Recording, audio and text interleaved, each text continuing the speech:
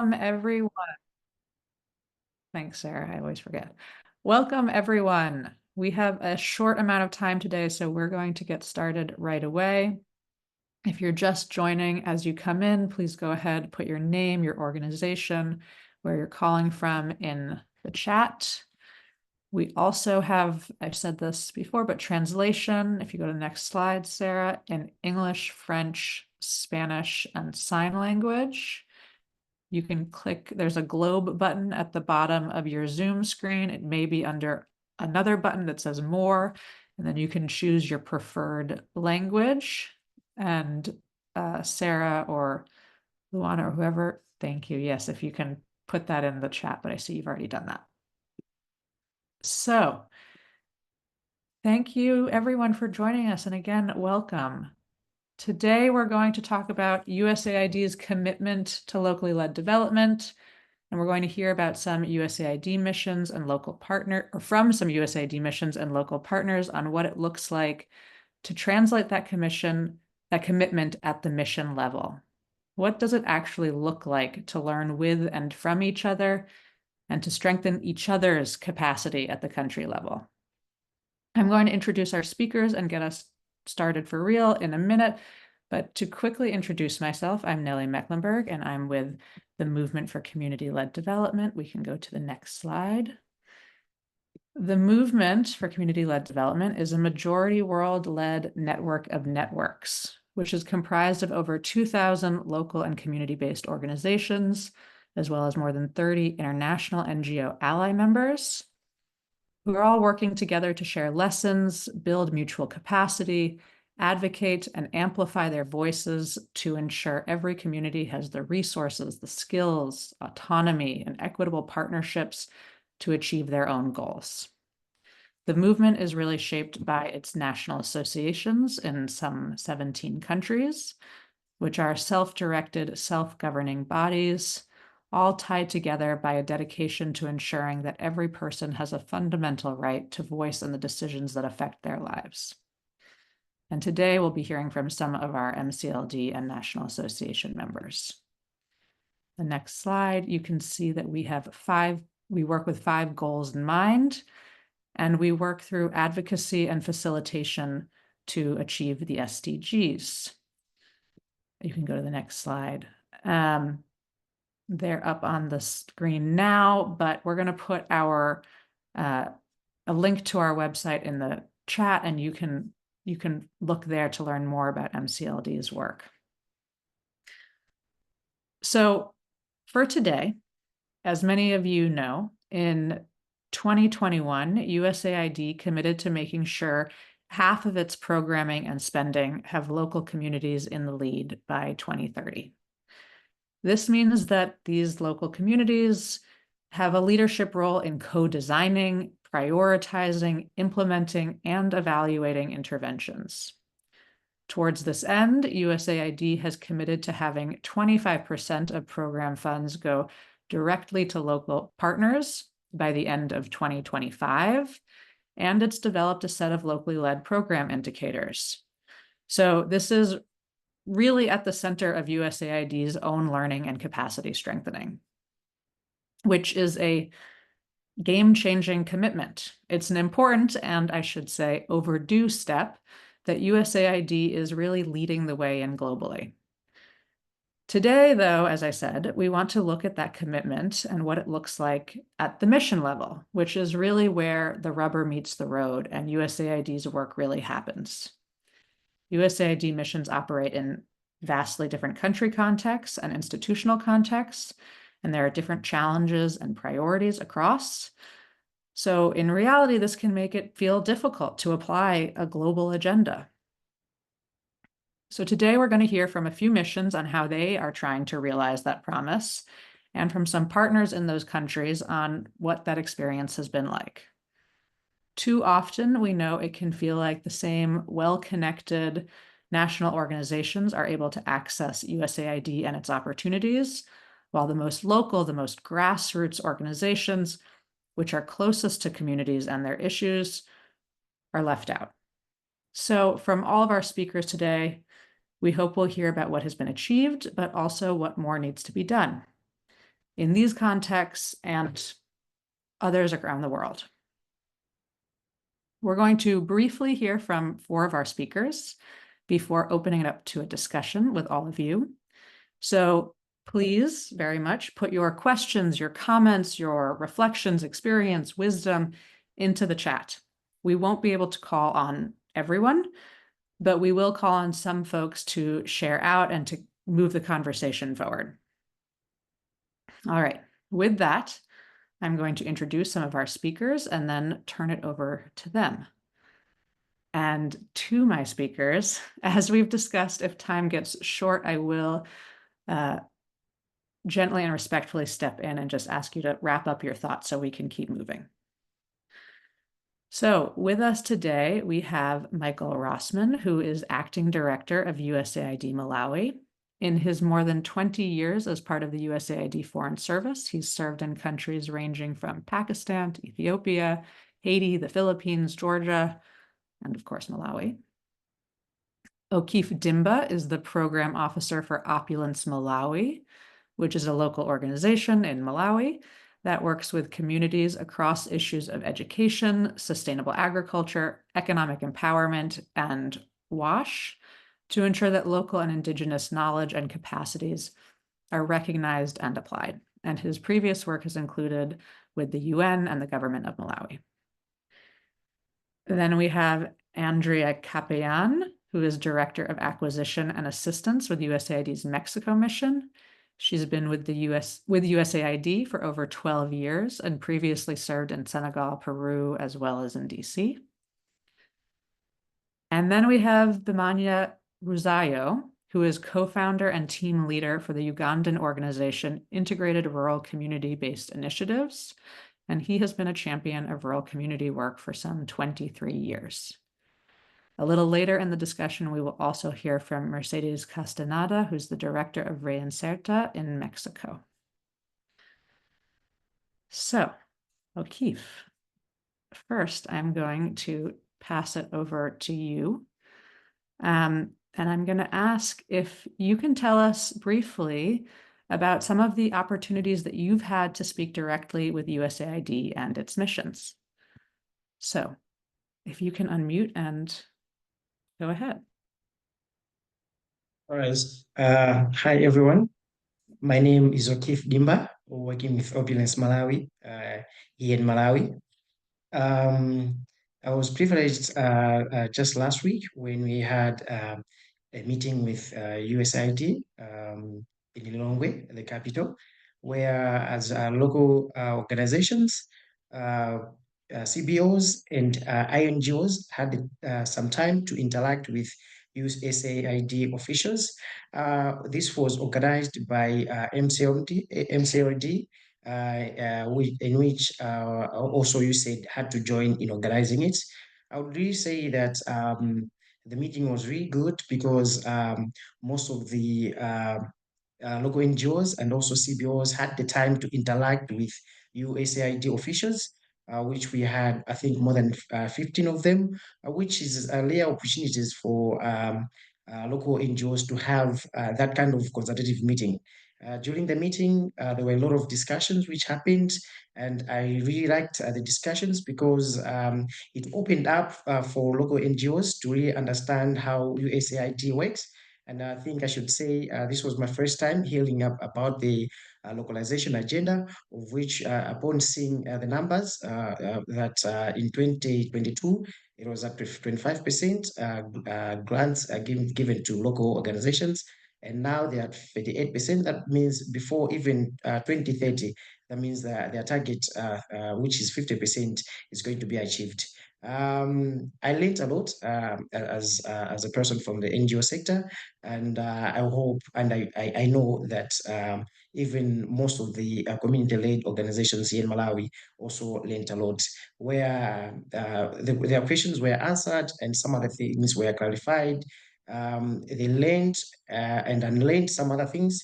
And it was an important meeting with USAID, and I hope and believe MCLD and USAID and even other donors will be able to conduct these meetings regularly to strengthen the capacities of local lead organizations, the CBOs, and also the INGOs, even the local organization.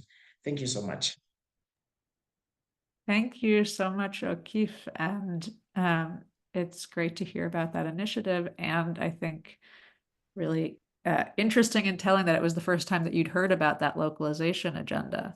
So with that, Michael, I'm curious to hear from you if you can tell us about some of the steps, including what O'Keefe just shared, that your mission has taken to strengthen partnerships, listening, and mutual learning with its local partners. And, maybe a little on what you've learned and how you're integrating that. So over to you. Oh, thank you, Nellie. And just thank you for this opportunity to speak. It's really an honor. It's always wonderful to share with people around the world best practices, experiences, what we can do better. Et bonjour à tous mes collègues francophones. Thank you for joining us today. Within USAID Malawi, we're strenuously trying to work with local organizations. It's been ongoing for a number of years. As O'Keefe mentioned, we're doing quite well vis-a-vis the average USAID targets. We've already got 39% of our funding with local organizations. We already have 25 or 49 awards with local organizations. But that's not enough. It's an ongoing effort. It's difficult, though, I have to say at times, to do our work because we are a large mission by USAID standards, but Malawi is a country of 21 million. It's a large country in the heart of Africa, the warm heart, as they say. So we are focusing on outreach, focusing on new ways of working, which can include anything from co-creation to having a full-time advisor for locally led development, which not very many USAID missions have, to sharing a vision that USAID, the 21st century development, is community-led. Innovation comes from local communities. It comes from the people who are closest to the work. How do we access individuals? How do we work with organizations? How do we do the difficult work of working with USAID requirements, US government requirements, and the facts on the ground? So I'll stop there and just as we develop our dialogue, we can continue, and just thank you again for the opportunity. Thanks so much, Michael. And I'm curious later in the conversation to get into more on, how you're integrating all of those different aspects. But first, Rosario, over to you with the same question that we had to O'Keefe. Just if you can tell us a bit about some of the opportunities that you've had to speak directly with USAID, its missions in Uganda specifically, and what came out of that or what you have hoped to communicate to them. Thank you, Nelly, everyone. Great to be part of this engagement. I must say, in July, when we had this engagement, the first of its kind, I was extremely happy. And really, I want to thank USAID for opening up and giving us such opportunity to interact with them. I really appreciate it because it was a learning experience for me and for many of us, because the engagement was attended by various community-based organizations. I was also happy to learn from the staff that 50% of the community development funding will be utilized by local organizations, particularly CPOs. Also learned that they are doing a lot of cooperation, obligation, and partnership strengthening. I also appreciated the fact that there was within the operation they have mutual capacity strengthening, especially in local systems, and also that USAID is willing to be accountable of CPOs in terms of implementation of its funded objectives. To me, that was so much touching us as people who are working with community-based organizations, and it was really a good gesture for us, and we are so grateful that with this changing of policies, getting down to the end user, it's going to be so great.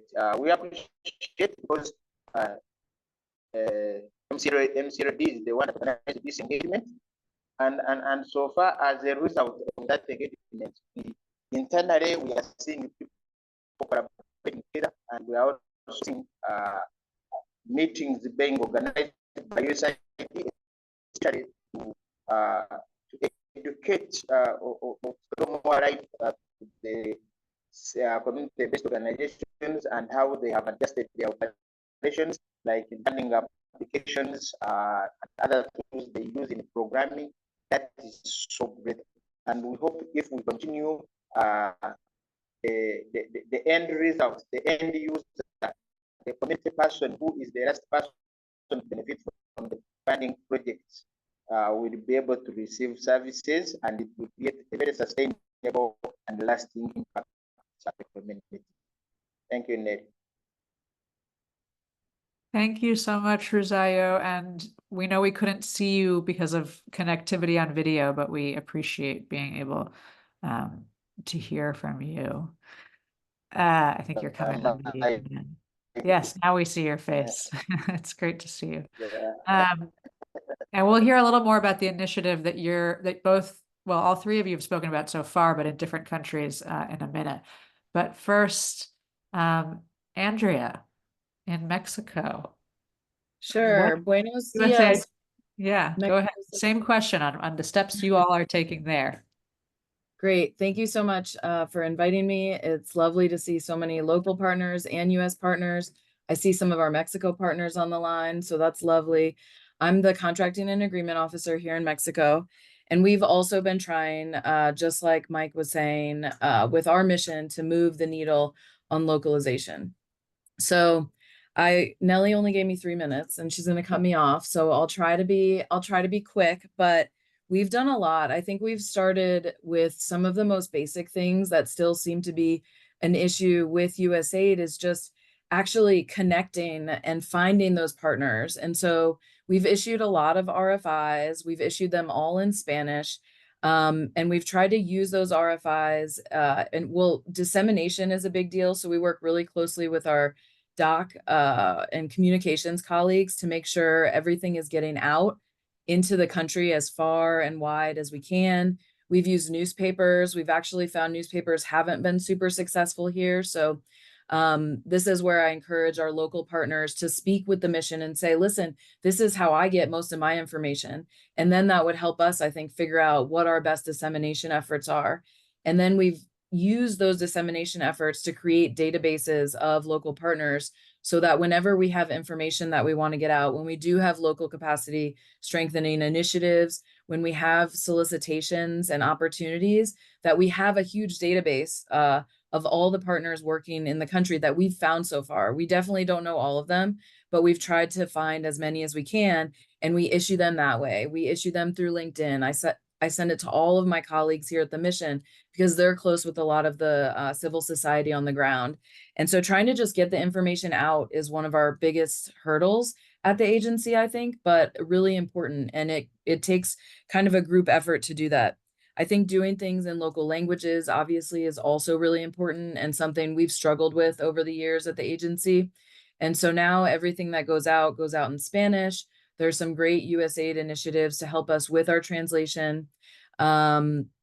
We have also just issued, we have an open solicitation right now that is a 2-phase contract, so that the first phase, everybody can apply. It's restricted to local entities, which is a big deal for us. And everybody can apply with just a statement of work for the first phase. And that statement of work can be in Spanish. And that way everybody has the opportunity to get the foot in the door without actually doing all of the bureaucratic burdens that you have to get to in order to actually get the final award, which we hope will be able to help our local partners get through the finish line on that. We've also done a lot of industry days, which I know a lot of missions are doing. For us, it's been really successful to do them virtually, so that people don't have to travel. I think it would be even better if we could do them around the country, which I know some missions have done. And so as much as you can access those opportunities to learn more about what we're actually working on in the country where you are, and how we want to partner together is really important. And I think I'll just mention one other thing, because of the time limit, that because we have so many local partners on the line, it's really, I think it's incumbent upon you all to let us know what you need. And so one thing that, like, we have been really forward leaning in wanting to incorporate capacity building efforts into our awards. But we've found that partners don't want to tell us what they need, maybe because they're embarrassed, or they don't think that we would provide funding for that. We're only worried about the results. And that's not really the case here in Mexico, and I'm sure in other missions. We do want to help you grow and build. And so if what you need is consultants to come and help you put together manuals, or somebody, a new communications person, or I don't know, some team building, there's also, an accountant to come and look at your books. These are all things that we're willing to put forth as part of our award, not just to accomplish the results, but to lead to the capacity building of your important organizations on the ground. And one more quick thing, I hope that everything that we're doing at USAID, all of the US organizations are also doing, because we need you to help us cascade that down, because a lot of our local organizations are working as subs. And it's just really important that we're all working together towards these joint goals, because it really does work for everybody. And we're committed at USAID, we're committed at our mission, and I know that we're not the only ones. It's a testament just by all the people that are here today. So I really appreciate the time. I'd happy to answer any questions, and I'll stop there. Thank you. Thanks so much, Andrea, and for all of those really specific examples, including around, as you said, like simplifying procurement, and reaching out to folks beyond the Capitol who might not be able to come to meetings specifically. And I see questions, comments coming in already, including a suggestion to your point about saying what organizations are looking for. There's a suggestion here about a local database to access local expertise and opportunities, and how maybe USAID could help facilitate that, as just one idea. So we are going to now open it up to a few more folks. The first person who I want to come in just to share a bit, but also to ask a question, is Regina from Peace Direct. Are you there, Regina?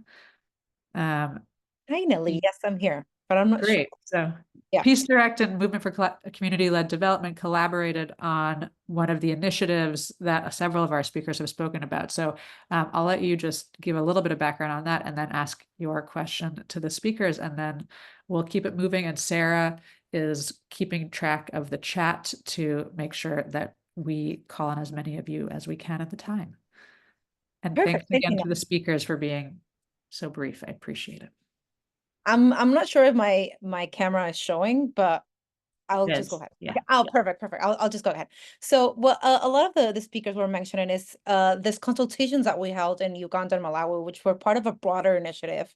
We held also a global consultation online, and 2 regional, one with West Africa and one with Latin America. And the idea of this whole project is to have civil society organization, local civil society, community-based civil society, which someone posted in the group chat, of what do we mean by local civil society, right? And what do we mean by community, which is a huge question that we can later discuss. But to make sure that local civil society and community-based organizations actually fit into this whole localization agenda that USAID has, and actually their perspectives and their views on how it's going and where it should go actually is taken into consideration. And really important about this that what we try to do is close the feedback loop, which then go back to USAID and say, this is what we've heard from local civil society and community-based organizations. This is what they say they need, or what's going right or what's going wrong. And then USAID, what can you do about it then? And then go back again to local organizations and tell them, this is what USAID has said about your perspectives. So that in a nutshell is the project. And we just finished, and we are in the process of writing a report. But I guess one of my questions, Nelly, if I can ask a question to anyone, just not only for USAID missions, but also to our members of civil society from Uganda, from Malawi, and I think we have someone from Mexico, but I'm not sure, is that what are some of the mindsets of behaviors that you have encountered internally, or maybe outside, maybe inside USAID or outside when interacting with other maybe NGOs or other funders, that actually make it hard for you as an NGO or as USAID to continue this work on localization or locally led? Thanks, Regina. So I will let whoever of you four want to come in on that. I can share my experience. Go ahead. Yeah. Yes, this is very once again from you. Zayo, maybe turn off your video just so that you can respond to that question on mindsets and what needs to change within USAID missions and organizations to have this kind of partnership and mutual learning. Okay. Just to respond briefly about the question my colleague has raised on some of the appeals that we made. Neri, can you hear me? Yes, we hear you. Thank you. Okay, thank you. Is that in most cases, what we have been facing, especially in implementing some of the rural community projects, is that the funding mostly has been the grantees of USAID funds. The planning has been done top-down approach. You find when someone has, when an organization has applied for funding and it gets funding, it does all its planning and programming up, and then they only come to implement when the community has not actually participated in the programming and planning processes. And possibly we feel with this kind of engagement that will change, because some communities have unique characteristics that you need when, for example, the community-based organization, which is the nearest implementer, is consulted and they jointly plan together.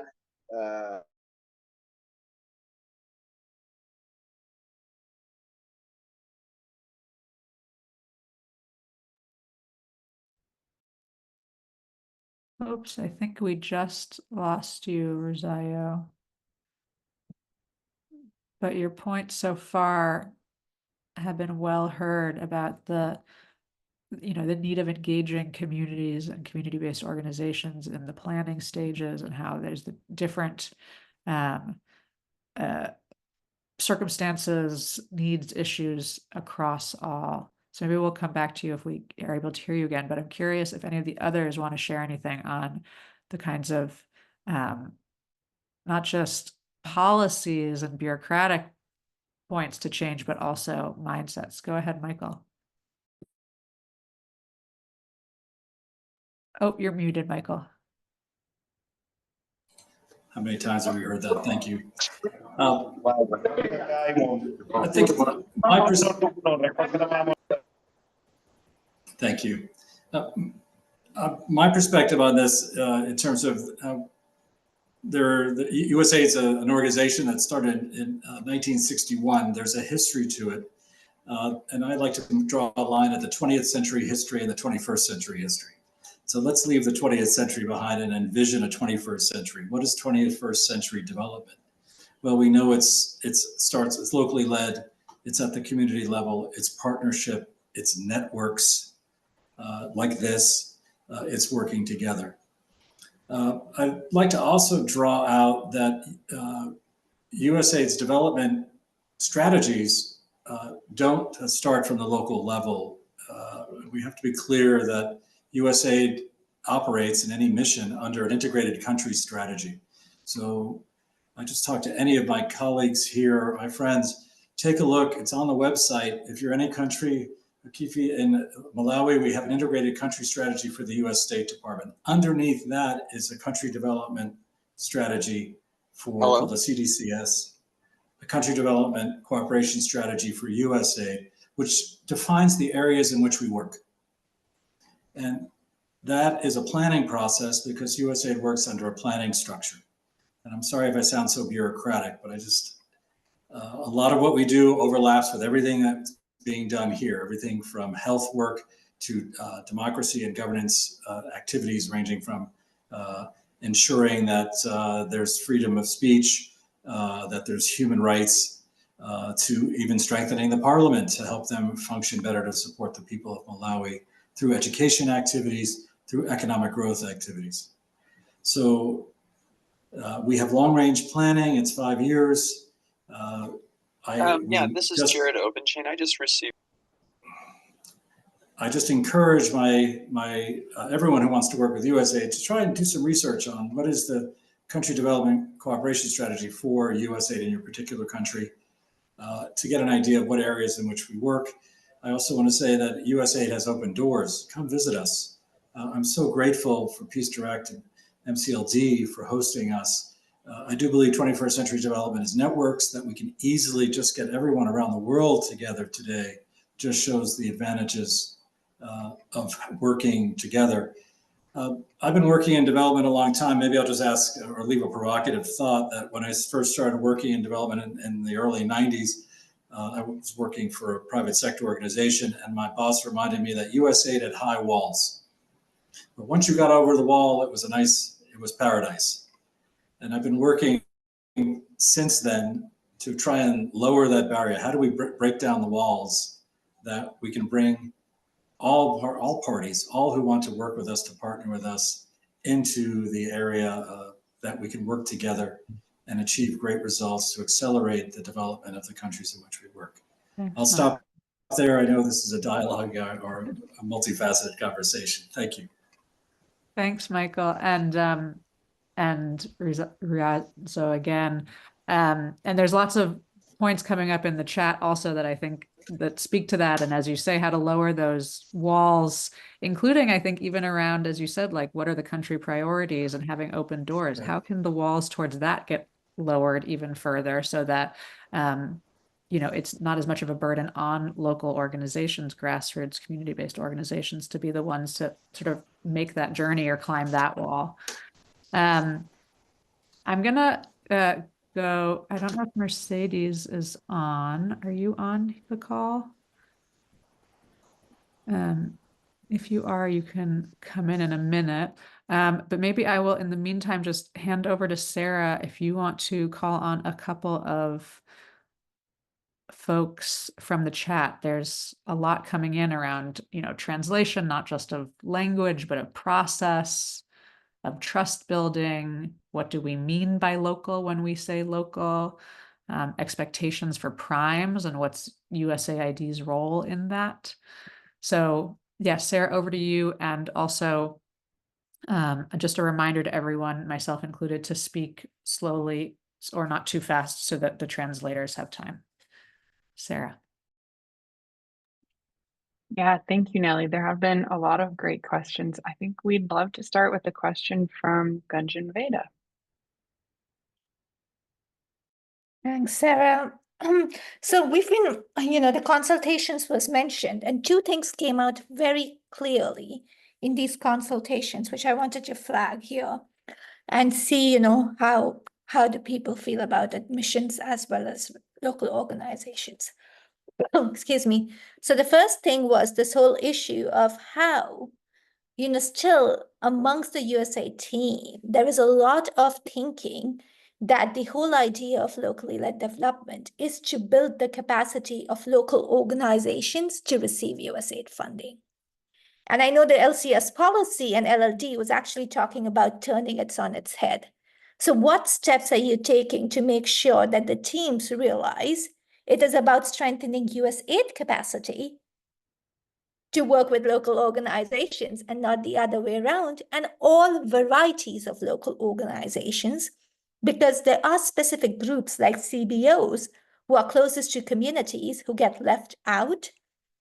And they specifically things like you raise the de minimis rate from 10 to 15%, but these organizations don't even know it. How do they even get it?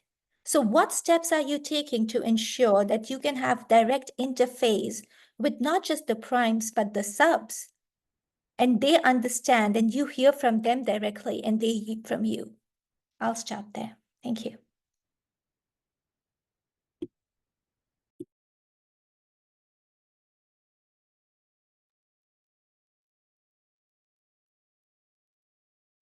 So over to any of you all.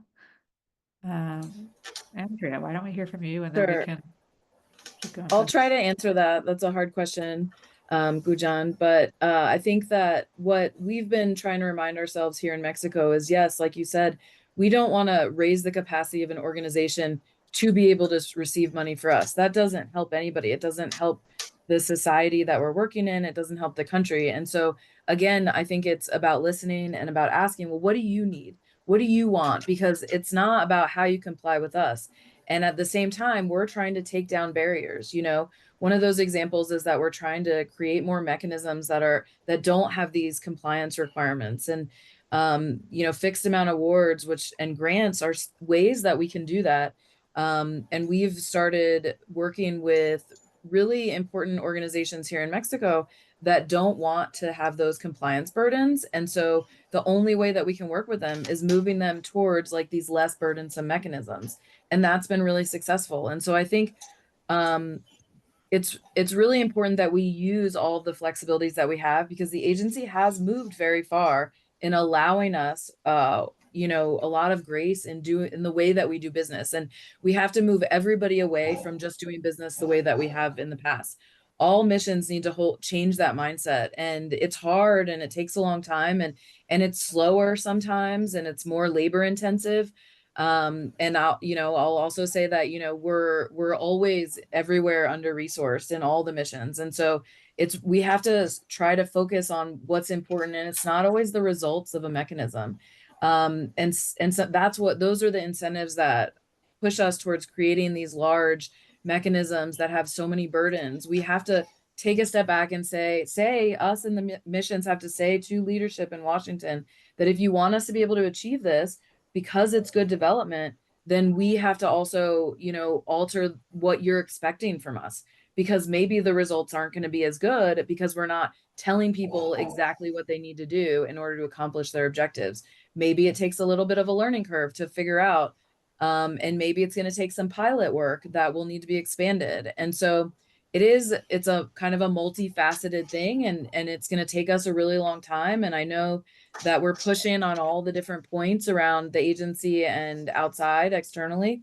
But it is a really big deal that we're trying to change our mindset. And it's something that I think everybody is going to do. We're just doing it kind of, you know, as slow as it takes.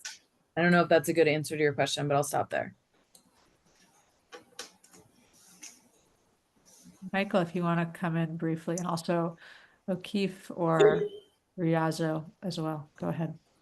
I'll get in trouble for this one. I had a good friend who left AID, and his comment to me was, for an organization dedicated to making change, USAID is the most resistant to changing itself of all those out there. And I think that may be true of any large institution. That Andrea may have been highlighting some of that. I want to give a shout out to the PEPFAR program. PEPFAR has been doing phenomenal work throughout the world in reducing HIV/AIDS incidents, controlling the epidemic, and it's a really great success for the US, and I'm very proud of that. One success of the program that I don't think is heralded enough is its focus on localization. A lot of that came about because Ambassador Birx just said, you're going to be, dear USAID, 70% of your funding will go to local organizations. That was tremendously difficult. We overcame it by and large through hard work, but it was the leadership at the top that saw that to support HIV/AIDS organizations, to support fighting the pandemic, the scourge, that it would have to move from expensive international NGOs to local NGOs. And I don't think it was very soft how they changed things. I also like to think that USAID has the capacity to change with the support of its leadership very quickly. And I'm very appreciative of our Administrator Power for pushing us. But frankly, I wouldn't be shy if we were pushed more. So I'll stop there.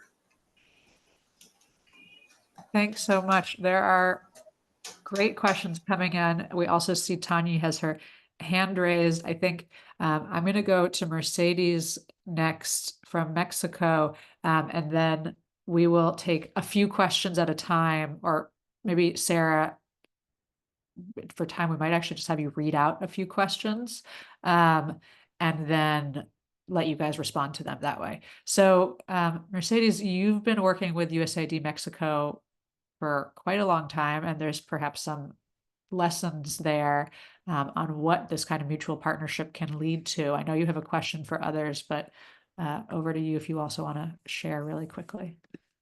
Thank you very much. Hi, everyone. I am Mercedes Castañeda. I am co-founder of Reinserta. We are a Mexican NGO that work with children and juvenile exposed to violence in Mexico. Our work with USAID has been since 2015, and we've been working with a reintegration model for juvenile offenders, which has had amazing results.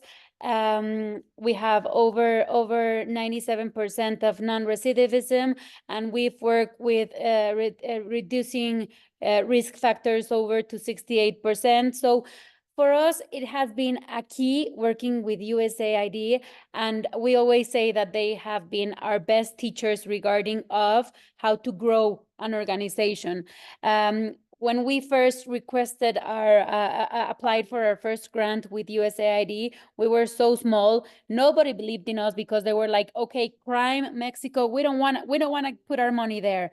But USAID saw a very passionate team. They saw a very passionate mission, and they saw the tools and the needs that our country had regarding youth recruited by organized crime, youth involved in crimes in our country, and they bet on us in this first grant in 2015. And for us, it was quite an experience because USAID not only supported us money-wise, but this collaboration was the best school for us in the way of professionalization and systematization of our procedures. And after we started working with USAID, not only we started doing things good in a way of having the best procedures and how to grow and how to implement models with great M&E procedures, but also open the doors for other opportunities in Mexico and in the world. And for us, this has been quite an experience and quite a way of replicating our work in other states of our country, but also for doing this collaboration between government, other organizations, and capacity building. For us, it has been key that USAID is not this donor that tells you, okay, do this, do this. It's always a way of listening to the problem by the people who are in the field.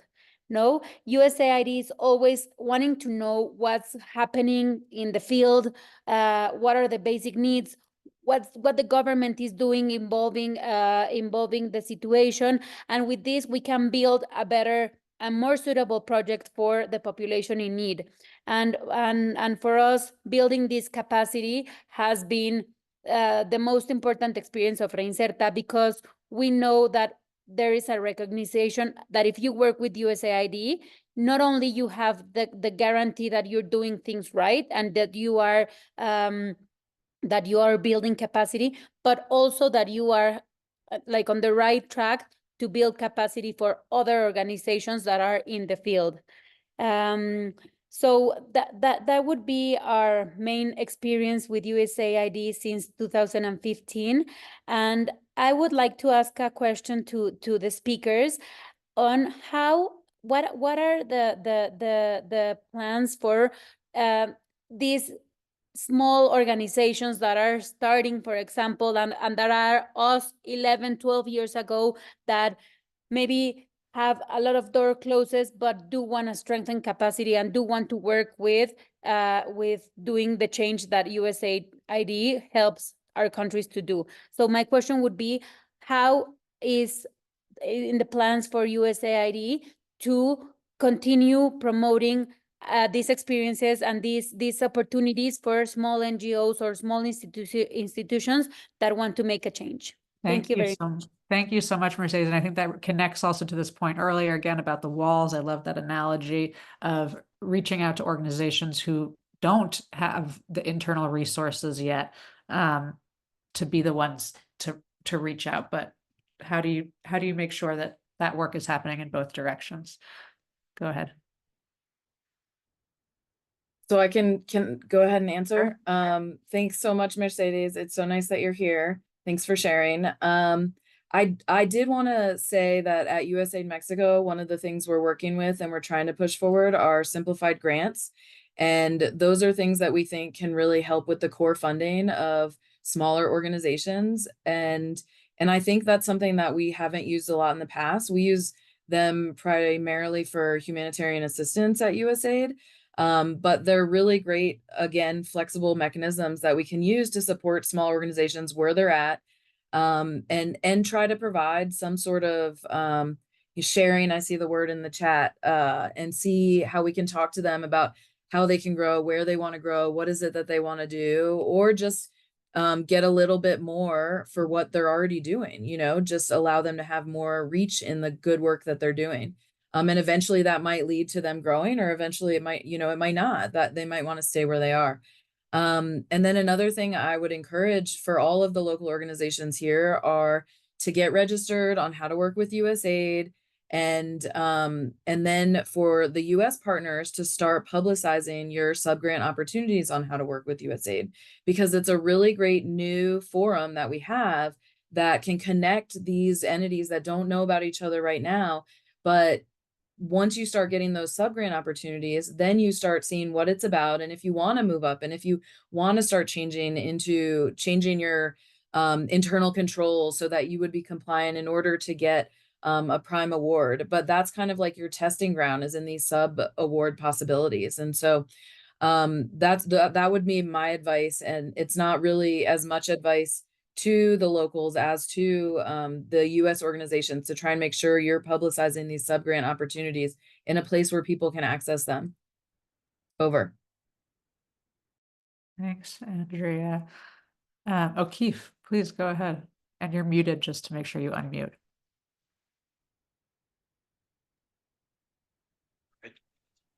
So I think during last week's consultative meeting with USAID here in Malawi, one of the things which local NGOs cried was about the programs not being flexible, the financial mechanism, the flexibility. Some other times they say that you learn while implementing. I just want a comment from you, I think, Michael. And I think you also alluded to the issue about complex processes in accessing the grants. Most of the local NGOs, mainly the CBOs, talked about the complex processes which are there as USAID for CBOs and local organizations to access the grants, which favor most the already existing NGOs, those big NGOs, which make it difficult for them to compete at that level. I think I just want you to maybe to say something about that. And I think lastly, it's about, I'll talk about funders in general, donors in general, the issue of delayed funding versus time factor. Most of the here in Malawi, most of the funds do come late, yet there's a time limit. This implies that as an implementing partner, you have to do everything else still in those timelines, yet the funding delay was as a result of the donor. So I just wanted you to, Michael, to say something about that thing. Thank you. Thanks so much. Michael, I don't know if you want to, I think I'll just speak more generically. Okivie, let's talk more about this within the specific Malawi context. But I just wanted to say that my perspective on USAID is a good partner. We meet our requirements. We don't. We fund. We pay our bills. We prepay. Working with local organizations, there's been a lot of institutional change within USAID to functionally work with partners. Some of the issue I wanted to throw out, just as maybe I'll ask another question, is that USAID has to move funding within a program year. And sometimes that leads us to accumulating results. We don't give lots of little grants. We have to sometimes just give a big amount of money to one partner. It's just more administratively efficient to us. The question I'd ask as we talk about networks and partnerships is how can we get local organizations to get together, to agree on programs, to have them, as we diminish the size of our programs from huge ones to smaller ones, but smaller ones could be still millions of US dollars. How can we work with local partners as a new system emerges? We can create an ecosystem with our funding. How can we work with local organizations to access that ecosystem in an administratively efficient way? Sharing burdens on both sides. Thank you. Thanks, Michael, and thanks for those points, O'Keefe. I think this is part of the heart of the issue is where these it's mindsets and bureaucracy getting in the way of commitment and good intention in a lot of cases. And how do we face that? And again, there's so much happening in the chat. There's been some great comments about how do we avoid just having mini international NGOs so that this support is actually going to local and grassroots community-based organizations and not just sort of smaller offices of very well-resourced organizations. There's also been a really good point about instead of capacity building, this is really about capacity sharing. This is about mutuality and building between both the funders and the organizations that are at the heart of this work. And that they both have a lot to learn from each other. We're going to just do 3 questions here at the end because we have about 5 minutes. I'm going to share one from Rosario, and then I'm going to ask Tanyi and Yembwani to unmute in a second and share their questions. So from Rosario, the question was, how possible is it for USAID to obligate the grantees to have CLD components in their programming and implementation, which I think also connects to this question about intermediaries or primes. What is the role of USAID to obligate them to have more CLD components, to have to do this, to be reaching out and involving and local organizations in, or having them lead in co-design and planning. So that's one question there. How does USAID obligate grantees at different levels to include CLD? And then I will also ask Tanyi and I don't know if that other hand is still up, but if you want to unmute and share your question.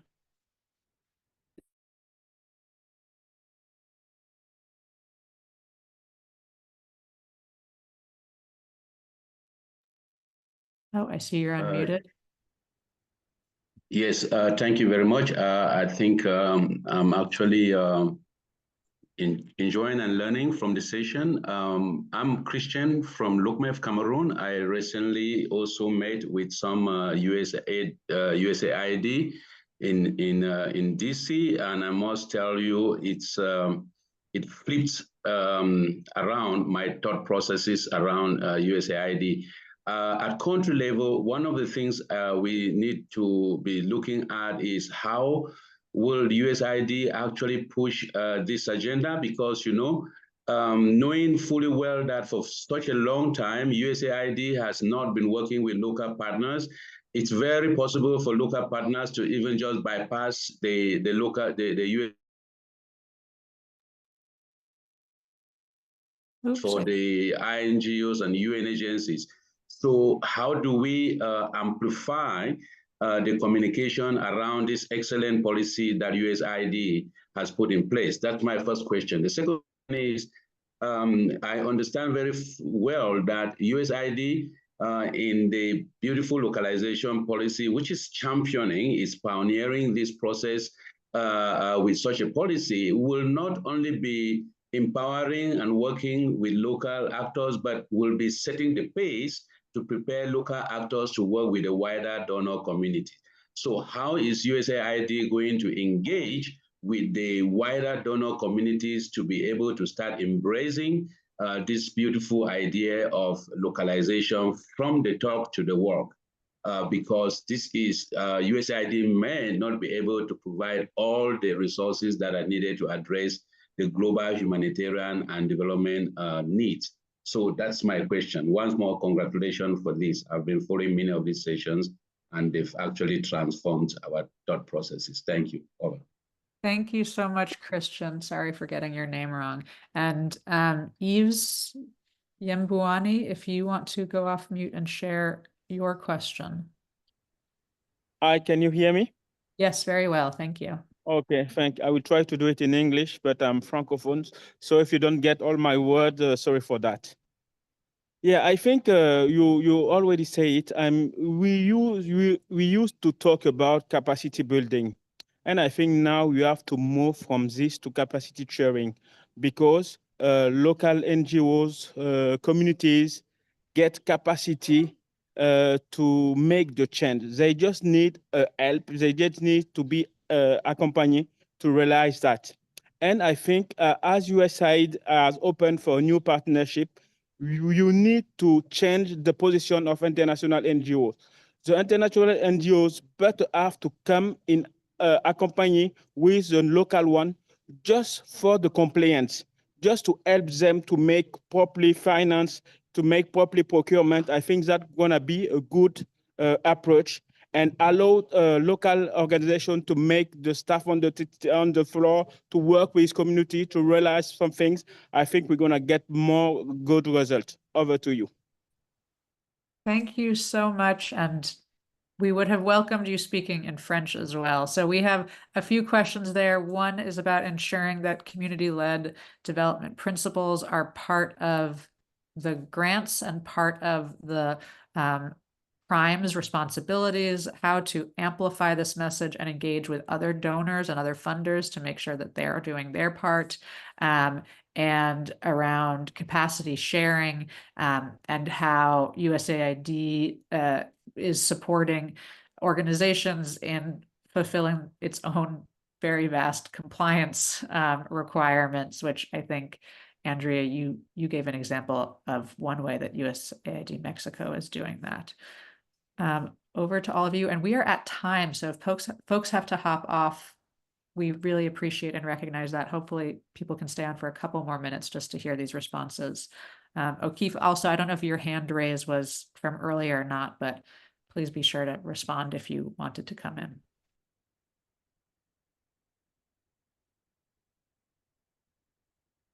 So on any of those three questions, would any of you? Sure, I'll go ahead. I wanted to chime in on just working with other donors. I think this is another thing that's really at a mission level, and it's incumbent upon us at USAID to work with other donors. We have a bunch of Mexican donors here that are that have a lot of money, and they're really important in the civil society space. And so we've met with a couple of them and tried to share some of the things that we've learned at our local capacity development, kind of like lessons that we've taken over the many years that we've been trying to do this, and share that with them. And again, it's like very basic things, but it's about changing a mindset And so sharing our mindset, USAID being such a big and powerful donor in the international development space, like just talking to these other donors, I think makes a difference. I hope that it does. And I hope that other missions are doing this as well, because I do think that, you know, having us at the table and being like, oh, like, have you thought about, you know, sitting down and working with them before they submit a proposal? Or have you thought about maybe looking through your requirements and seeing if any of them are unnecessary? Like those things are just little nudges that I think can make a big difference, because then they'll start to think about it the same way that we've been trying to think about the way that we've been doing work over the years, and how can we make it better and how can we make it easier. Over. Thanks. Michael, you're muted. I'm going to get myself out of trouble here just to say that I believe international NGOs do have a role in development in the 21st century. It's defining that role. There's expertise out there in the world that can be found in one place or several places, but not everywhere. Where is that expertise useful? Where can we draw it in to gain efficiencies, to scale, to do lots of good things? So I just want to say I believe there's a role for all organizations on this call in the future. It's defining it. Just in terms of USAID and its commitment to locally led development, I think there's the PEPFAR program. Again, I just want to shout out to them that over their 20 years, they worked hard to build capacity, and capacity is it's not to make little U.S. organizations. It's just to make what I would say world organizations able to account for their funding, organizations able to demonstrate their results, which you would expect from any investor in an organization, whether it's mom and pop to USAID or the World Bank for that matter. So the other issue I have is I think we need some definition here of what is a local organization. When I talk to my staff, a local organization for me can start with people meeting around a kitchen table and just discussing that they need to change what's going on in their community. It builds from there. And how do we plug in a large organization like USAID that it can flow down to organizations which are not for profit, not for loss, business-like organizations that are out there, to organizations that are just interested individuals who want to work and improve their communities. And there's a whole range of organizations, and how can we touch on each one and work together to try and achieve the results we want for a more prosperous, safer 21st century. Thank you. Thanks. I want to check if O'Keefe or Rosario would like to say any also last points before we sign off. Yeah, go ahead. All right. I think I'll really say the platform like this are really nice and really good for us to continue learning and unlearning one or two things. What I would like to say is that I would like to see more of local ownership from us, like the local led organizations, because most of the times we are not part and parcel of decision-making processes. We are just the receivers. The issue about late tapes, the issue about bureaucracies, the issue about complex processes. And apart from that, I would talk about the issue of collaborative design, which will also fall under that. And lastly, I think it's an issue of mutual accountability. On that, I want to talk about the shared risk. Most of the times, the risk go to the local aid organizations instead of us sharing the risk together with the funders. So I wanted to talk about that. If you talk about local led organizations going forward, we need to talk about the ownership. There has to be ownership. And one of the things which I think I really liked from Mexico was the issue about the issues of languages and the like.